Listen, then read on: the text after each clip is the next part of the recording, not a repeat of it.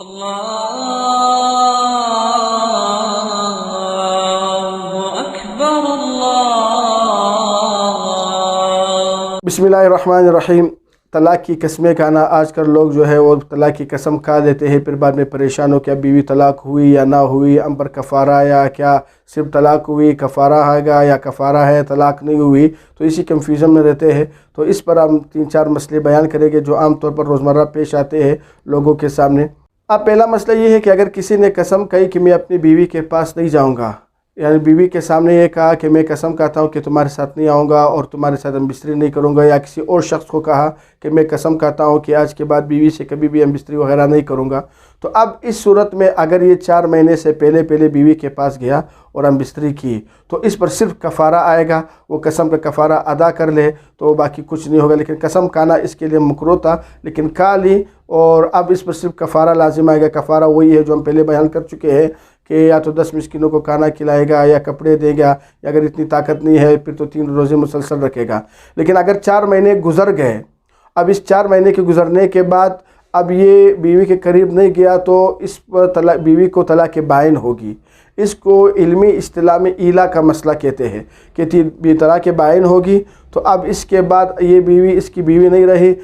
ये है कि अगर दोबारा बीवी बनाना चाहता है तो सिर्फ दोबारा निकाह होगा, तजदीद निकाह करेगा और इसके बाद उसकी वापस वो बीवी बन जाएगी।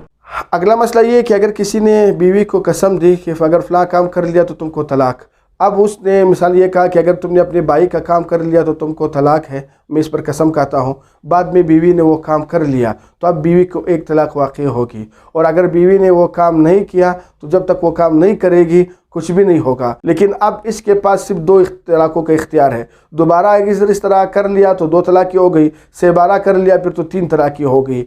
एक तो ये मसला हो गया।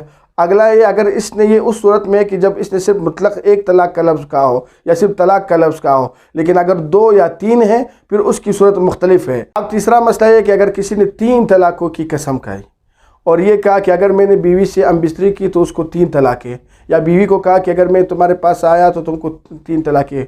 अब जब ये 4 महीने से पहले अगर बीवी के पास गया तो बीवी को 3 तलाक़ें हो जाएगी। और 4 महीने तक अगर इसने बीवी के साथ अमबिस्तरी नहीं की तो 4 महीने के गुजरते ही बीवी को 3 तलाक़ बाइन वाक़ई होगी। इस सूरत में 3 तलाक़ें नहीं, तलाक़ बाइन होगी। लेकिन अब ये ऐसी बाइन है कि दोबारा इस निकाह तजदीद निकाह से कायम नहीं हो सकती। अब दोनों सूरतों में बीवी को तलाक हो गई।